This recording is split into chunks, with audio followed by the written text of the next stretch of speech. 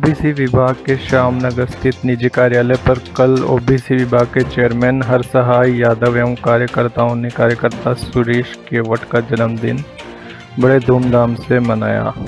OBC विभाग के chairperson Harsahay Yadav ने सुरेश केवट को माला व साफा पहनाकर केक कटाया व आशीर्वाद दिया। कार्यक्रम में ओबीसी विभाग के state coordinator Rajendra Sen, Lokesh Saini, state coordinator media प्रभारी सागर महावर, स्टेट कोऑर्डिनेटर रंजीत भार्गव, जिला महासचिव कांग्रेस कमेटी ओबीसी विभाग अंजलि शर्मा, ब्लॉक उपाध्यक्ष सिविल लाइन सरिता चौधरी, टॉप प्रभारी ओबीसी विभाग माया सोहालका देवली। कार्यक्रम में रामराज केवट, बुद्धि प्रकाश, तेजपाल चौधरी, प्रेमलाल केवट, गोलू केवट, सत्येंद्र केवट, दिलखुश केवट, होटल मैनेजर सुरेश समेत तथा समस्त कार्यकर्ता ओबीसी विभाग के मौजूद रहे। Bureau report shift 24 news. आज हमारे सुरेश का जन्मदिन है। इसको जन्मदिन की बहुत बहुत हार्दिक बधाई और शुभकामनाएं। और इन्होंने आज जन्मदिन इसके पूरे साथियों के साथ में बड़े धूमधाम से मनाया गया है। इसके लिए मैं ईश्वर से कामना करता हूँ कि दीर्घायु हो, स्वस्थ रहे और आगे आने वाले जीवन में सभी साथियों का जिस प्रकार आज इसको सहयोग मिला है आगे भी मिलता रहे। और पुनः मैं इसको मेरी तरफ से हार्दिक बधाई और हार्दिक शुभकामनाएं देता हूं। धन्यवाद। भाजपा की ओर से प्रदेश भर में कांग्रेस के कुशासन, भ्रष्टाचार, बदहाल कानून व्यवस्था, युवा और कांग्रेस विरोधी सरकार को उखाड़ फेंकने के संकल्प के साथ परिवर्तन संकल्प यात्रा निकाली जा रही है। इसी के चलते नागौर और अजमेर जिले की सीमा पर स्थित गांव बाड़ी घाटी में भाजपा परिवर्तन संकल्प यात्रा में सैकड़ों वाहनों के साथ हजारों भाजपा कार्यकर्ता, पदाधिकारी और जनप्रतिनिधियों में जोश देखने को मिला। यह नागौर जिले की ऐतिहासिक यात्रा मानी जा रही है। लंबी कतारों के साथ गाड़ियों में बैठे भाजपाइयों ने मोदी जिंदाबाद, भाजपा जिंदाबाद के नारे लगाए। वहीं समर्थकों ने थावला और बाड़ी घाटी में जमकर पुष्प वर्षा करते हुए परिवर्तन संकल्प यात्रा का भव्य अभिनंदन किया। तो ये परिवर्तन रैली हुई है आज, उसके बारे में आप क्या कहना चाहेंगे? परिवर्तन यात्रा जो अजमेर से आज चली तो शाम को फरवरी तक पहुंचेगी। बहुत ही सफलतम यात्रा थी। आप लोगों ने देखा हजारों गाड़ियों का काफिला, कई घंटों का जाम आप लोग समय का अभाव होने की वजह से उनका जो संबोधन मंच पे करना था, यहाँ के कार्यकर्ताओं ने तुरंत समाधान निकाला।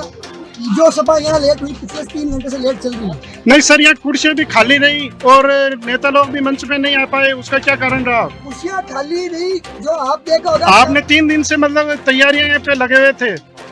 आपका जो कहना है कि कुर्सियाँ खाली रही, आपने ये भी ध्यान दिया होगा जो मुख्य जो गाड़ी चल रही थी उसके पीछे जो हजारों गाड़ियों का काफिला था, उस काफिला में आपने लोगों देखे होंगे, यही के लोगों की वो गाड़ियाँ फंस गई थी जाम में।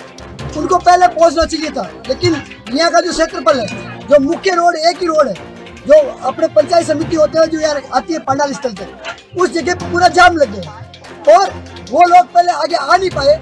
बाकी यदि मंच पे सभा होती तो नहीं, तो मंच तो नेताओं के लिए ही बनाया गया था, संबोधन के लिए। संबोधन नेताओं ने संबोधन किया है। महोदय, आपसे मेरा निवेदन है, यहाँ हमारे रामेश्वर जी छापा का संबोधन हुआ, जो हमारे युवा मोर्चा के प्रदेश मंत्री है, यहाँ हमारे किसान मोर्चा के प्रतिनिधियों का संबोधन हुआ। संबोधन जो होना था नहीं सर, वो लोग तो रैली को बड़े नेताओं को सुनने के लिए आए थे। जो सुनने के लिए आए थे, आपकी बात उचित है, हमने पूरी कोशिश की, लेकिन जो समय का जो अभाव था उसमें कई ऐसे डिसीजन होते हैं जो संगठन को आगे जाके हानि नहीं पहुंचाए। उसमें तुरंत यहाँ किसान कार्यकर्ताओं ने विचार विमर्श करते हुए तुरंत समाधान लिया। उन्होंने संबोधन जो यात्रा की जो काफिले की गाड़ी चल रही है, उस गाड़ी में पूरा सेटअप बॉक्स लगा हुआ है और उस बॉक्स से उन्होंने संबोधन किया और आप लोगों ने उनका कवरेज किया। नहीं सर, जो विकलांग लोग भी आए थे तो उनको बहुत समस्या हुई, इसके बारे में क्या कहना चाहेंगे? जो बंधुओं को किसी को समस्या हुई, उनका कहना है ऐसा, किसी भी जनता, किसी भी बंधु और किसी भी यहाँ पहुँचने वाले को यदि समस्या हुई, यात्रा संयोजक बेलका विधानसभा होने के नाते मैं करबद्ध रूप से माफी चाहता हूँ और भविष्य में कोशिश करेंगे इससे भी अच्छे से अच्छा कार्यक्रम हम आपको करा सकें। धौलपुर में रेलवे स्टेशन धौलपुर से गुजरने वाली कुछ ट्रेनें 35 दिन के लिए बंद कर दी गई है, जिसका मुख्य कारण विकास कार्य बताया जा रहा है। रेलवे स्टेशन धौलपुर के प्रबंधक आरपी मीना ने बताया कि झांसी रेलवे स्टेशन पर विकास कार्य किया जा रहा है। स्टेशन के प्लेटफॉर्म नंबर 4 की लंबाई बढ़ाने और कोच में वाटरिंग का कार्य किए जाने के कारण झांसी के रास्ते धौलपुर आने वाली कुछ ट्रेनों को रद्द कर दिया गया है और कुछ को शॉर्ट टर्न कर दिया है। रेलवे की इस विकास कार्य के चलते धौलपुर स्टेशन से जाने वाली यात्रियों के लिए 35 दिनों तक कुछ ट्रेनों में सफ़र बिल्कुल बंद रहेगा, जिनमें श्रीधाम एक्सप्रेस, महाकौशल एक्सप्रेस अप और डाउन दोनों ही पूर्ण रूप से बंद रहेगी। इसके अलावा झांसी से आगरा कैंट के बीच चलने वाली पैसेंजर गाड़ी को रद्द कर दिया गया है। इसके साथ ही उदयपुर से खजुराहो के बीच चलने वाली इंटरसिटी गाड़ी को आगरा कैंट तक ही चलाया जाएगा। आगरा से खजुराहो के बीच इंटरसिटी को कार्य के चलते बंद कर दिया गया है। करीब 35 दिन में विकास कार्य पूरा होने के बाद इन ट्रेनों का सुचारू रूप से संचालन कर दिया जाएगा। के माध्यम से स्टेशन प्रबंधक आर.पी. मीना धौलपुर वासियों के लिए कुछ ट्रेन से संबंधित जानकारी देना चाहते हैं। झांसी स्टेशन पर प्लेटफॉर्म नंबर 4 की लंबाई को बढ़ाकर 600 मीटर किया जा रहा है तथा उसमें कोच में बाटरी की व्यवस्था की जाएगी। इसलिए वो काम लगभग 35 दिन के लिए प्लेटफॉर्म को बंद कर दिया गया है, जिस कारण से कुछ गाड़ियां रद्द कर दी गई हैं, कुछ गाड़ियों को शॉर्ट टर्मिनेट कर दी गई, जिनमें धौलपुर में रुकने वाली गाड़ी श्रीधाम एक्सप्रेस अप की और डाउन की, महाकौशल एक्सप्रेस अप की और डाउन की, और झांसी से आगरा कैंट के बीच चलने पैसेंजर 11, 901, 11, 902 को भी पूर्ण रद्द कर दिया गया है। उदयपुर से खजुराहो के बीच चलने वाली इंटरसिटी एक्सप्रेस को आगरा कैंट उदयपुर के बीच संचालित किया जा रहा है। उस ट्रेन को आगरा से खजुराहो के बीच रद्द कर दिया गया है। साथ ही साथ यह काम लगभग 30 तक पूरा हो जाने के बाद उम्मीद की जा रही है कि सभी गाड़ियां अपने समय से सुचारू रूप से चालू हो जाएंगी। आज सींद उपखंड की ग्राम पंचायत बराना में महाराणा प्रताप कृषि विश्वविद्यालय उदयपुर के कार्यकारी सदस्य विष्णु कुमार पारिक द्वारा वैज्ञानिक संवाद कार्यक्रम आयोजित किया गया।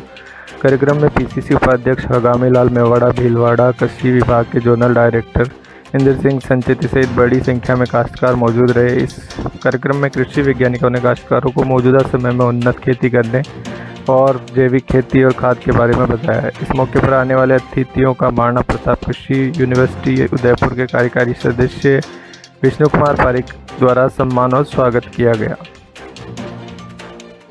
आज ये कार्यक्रम आयोजित हुआ, इसके बारे में आज जो है किसान संगोष्ठी की गई है। हमारे जो डायरेक्टर है विष्णु जी पारिक, उन्होंने अपने फार्म हाउस पे करीब सभी वैज्ञानिकों को यहाँ बुलाया और काफ़ी तादाद में जो है किसान इकट्ठे हुए और सब किसानों को जो है किस तरह खेती करनी चाहिए उसका जो है वो बात बताई। और सरकार की तरफ से जो योजना है, जो छूट है या जो सरकार दे रही है, उसको ज़्यादा से ज़्यादा इन्होंने प्रचार किया और किसानों को जो है ज़्यादा से ज़्यादा लाभ मिले और खेती में जो है अच्छी फसल ले सके, ऐसा इन्होंने जो है बहुत अच्छा आयोजन किया। और मैं इस मौके पर कृषि विभाग के अधिकारियों को व डायरेक्टर साहब अपने विष्णु जी पारिक को और सबको बहुत बहुत धन्यवाद देता हूं कि इन्होंने जो है काश्तकारों को बहुत अच्छी योजना का जो है ज्ञान दिया। और आज के कार्यक्रम के बारे में राजस्थान सरकार के द्वारा ये कृषक गोष्ठी का आयोजन किया गया, जिसमें आसीन क्षेत्र के सभी किसान भाइयों ने इसमें भाग लिया।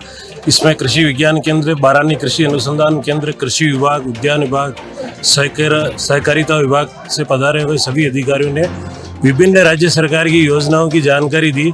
मेरा किसानों से अनुरोध रहेगा कि जो जानकारी यहाँ पे दी गई है उसका ज़्यादा से ज़्यादा लाभ लें, ताकि खेती में गुणवत्तापूर्ण सुधार हो सके और अपनी आमदनी बढ़ा सके।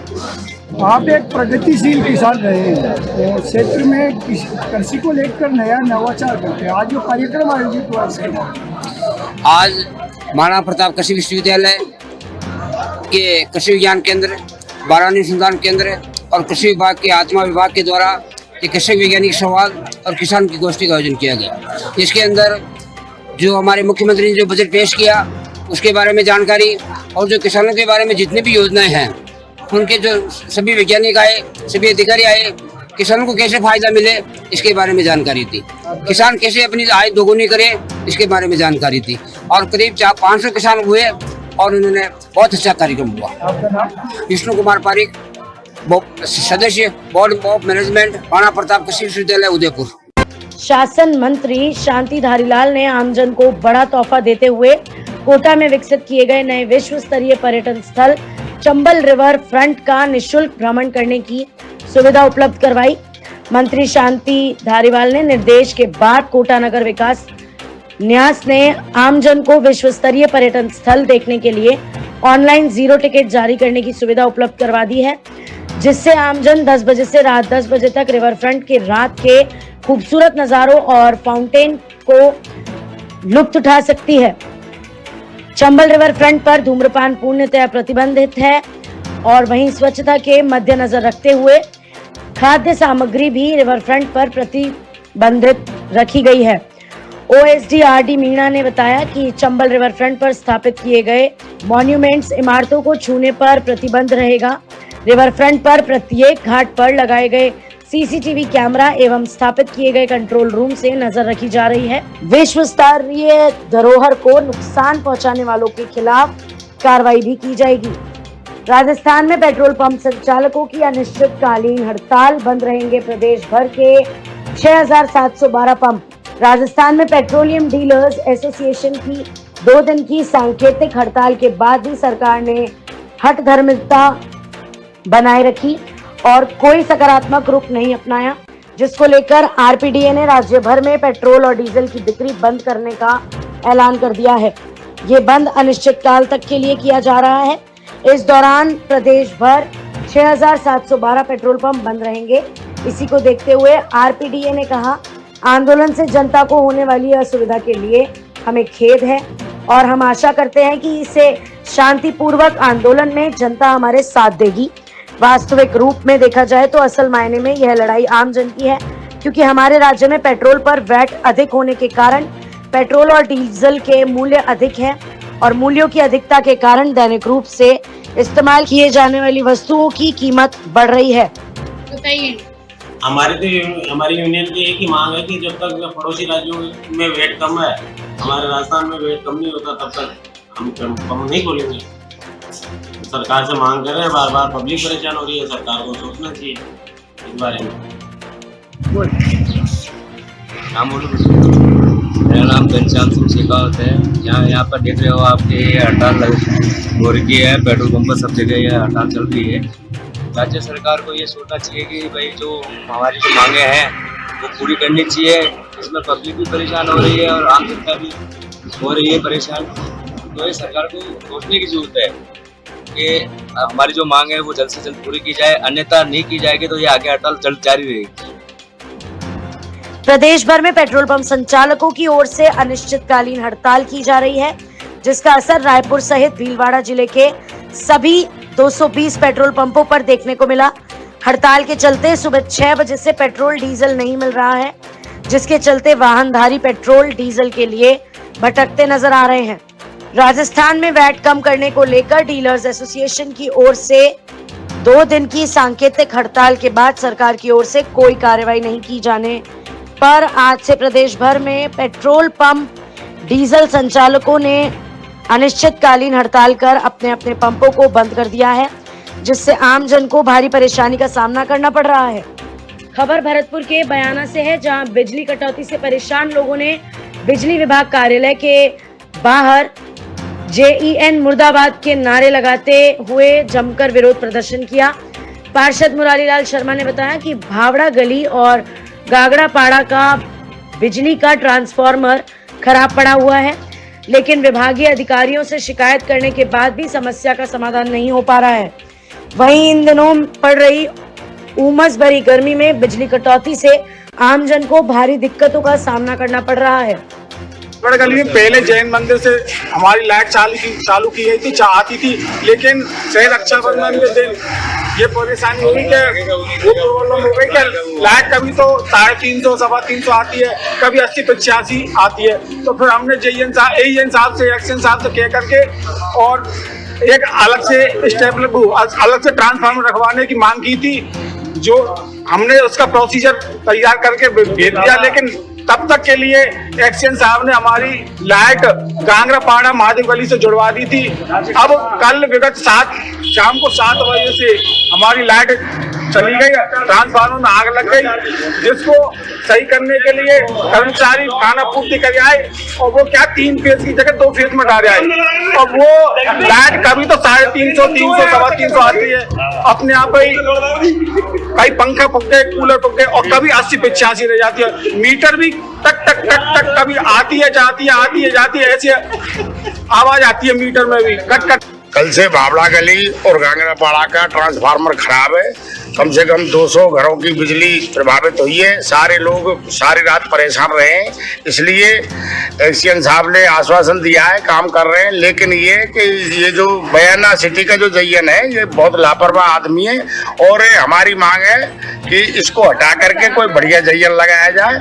और घनी आबादी है, सभी लोग वहाँ पे कल से परेशान है, इसलिए व्यवस्था की जाए। कर्मचारी लोग ये कह डीडवाना थाना क्षेत्र की एक महिला के साथ 67,900 रुपए की ठगी हुई। महिला के बैंक खाते से अज्ञात ठग द्वारा 67,900 रुपए उसके खाते से निकाल लिए गए। महिला के पास ना तो किसी तरह का कोई ओटीपी आया, नहीं किसी तरीके का कोई कॉल आया। उसको लेकर महिला ने उसकी शिकायत बैंक प्रबंधक को की। वहीं डीडवाना पुलिस थाने में भी महिला के द्वारा शिकायत की गई, लेकिन अभी तक कोई कार्रवाई नहीं होने पर महिला आज एसडीएम से गुहार लगाई। एसडीएम ने संबंधित विभाग को बैंक कर्मियों से वार्ता कर शीघ्र इस मामले पर कार्रवाई करने के निर्देश दिए। वहीं पीड़ित महिला ने बताया कि मेरे साथ फ्रॉड हुआ है।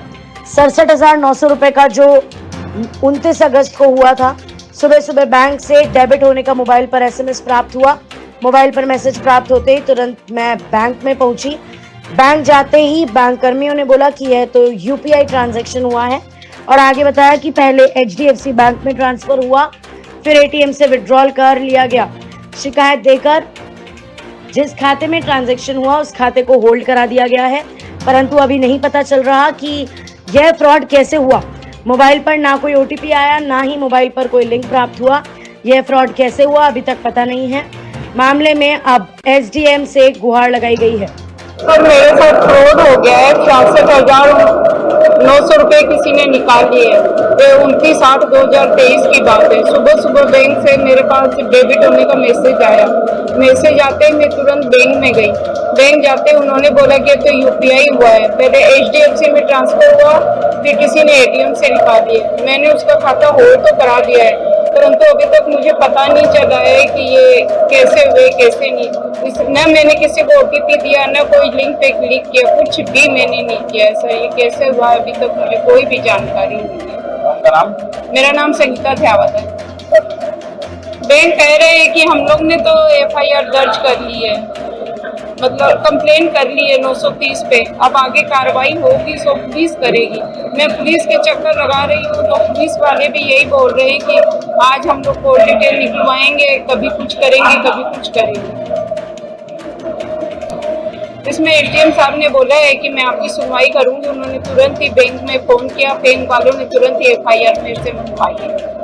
अभी मैं वहाँ जाके डीडवाना फार्मासिस्ट संघ की ओर से अपनी 7 सूत्री मांगों को लेकर लगातार विरोध प्रदर्शन किया जा रहा है। विरोध प्रदर्शन की वजह से मरीजों को काफी परेशानियां झेलनी पड़ रही है। वहीं राजस्थान भर में यह विरोध प्रदर्शन चल रहा है कि इसी के तहत डीडवाना जिले में भी विरोध प्रदर्शन देखा गया, जिसमें मुख्यमंत्री निशुल्क दवा वितरण केंद्र के बाहर ताले लटके हुए नजर आए। वहीं मरीजों की बाहर लंबी लंबी कतारें भी नजर आई, लेकिन निशुल्क दवा वितरण केंद्र पर ताले लटके होने की वजह से मरीजों को दवा नहीं मिल पाई। वहीं फार्मासिस्ट कर्मचारियों ने जानकारी देते हुए बताया कि सरकार से हम लगातार पिछले 11 सालों से हमारी विभिन्न मांगों को लेकर विरोध प्रदर्शन कर रहे हैं, लेकिन सरकार इस ओर ध्यान नहीं दे रही। वहीं राजस्थान के मुख्यमंत्री ये भी कह रहे हैं कि मैं देते देते नहीं थकूंगा, आप लेते लेते थक जाओगे। इसके विपरीत सरकार हमारी मांगे नहीं मान रही है, जिसको लेकर लगातार विरोध प्रदर्शन किया जा रहा है। इस विरोध प्रदर्शन के तहत आज पूरे राजस्थान भर में एक दिन का कार्य बहिष्कार किया गया है, जिसमें समस्त निशुल्क दवा वितरण केंद्र बंद रहेंगे और कार्य बहिष्कार के साथ में ही सरकार के खिलाफ अपनी मांगों को लेकर नारेबाजी की गई। 7 सूत्री मांगों को लेकर यह विरोध प्रदर्शन चल रहा है, जिसके तहत निशुल्क दवा वितरण केंद्र पर ताले लटके रहे और मरीजों को दवा नहीं मिली। इस मौके पर फार्मासिस्ट अशोक सोलंकी, प्रवीण सैनी, सुभाष सैनी, रतनलाल ढूकिया आदि मौजूद रहे।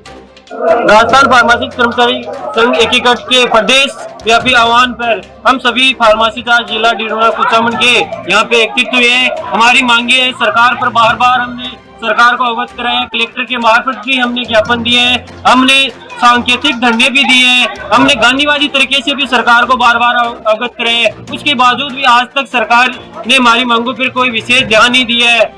पिछले कुछ दिनों से हम लगातार 25 दिनों से हम सरकार की ओर ध्यान आकर्षण कर रहे हैं कि हमारी वाजिब मांगों पे ध्यान दिया जाए। पिछले 11 साल से हमारी वाजिब मांगी है जो सरकार आज तक नहीं सुन पाई है। हम मुख्यमंत्री निःशुल्क दवा योजना के वो कर्णधार हैं जिन्होंने, मुख्यमंत्री जी बार बार ये कहते हैं कि ये निःशुल्क दवा योजना पूरे भारत में नंबर 1 है, तो नंबर 1 पहुंचाने वाले हम फार्मासिस्ट बार बार हम जननायक से अनुरोध करते हैं कि हमारी वाजिब मांगों पर ध्यान दिया जाए, लेकिन सरकार अभी तक ध्यान नहीं दे रही है। उसके बावजूद हमको मजबूरन आज एक दिन के 5 सेल पर पूरे राजस्थान के फार्मासिस्ट प्रदेशव्यापी आह्वान पर यहाँ पे एकत्रित हुए हैं और अपनी वाजिब मांगों को सरकार तक पहुँचाने के लिए। और आज हम सभी राजस्थान के सभी फार्मासिस्ट एकजुट होकर सरकार से हम यही आह्वान करते हैं कि हमारी वाजिब मांगों पर जल्द से जल्द ध्यान दिया जाए। मजबूरन जो निःशुल्क दवा योजना से जो मरीज है वो परेशान हो रहे हैं, क्योंकि लंबी लंबी लाइनें आज राजस्थान के हर काउंटर पे लगी हुई है।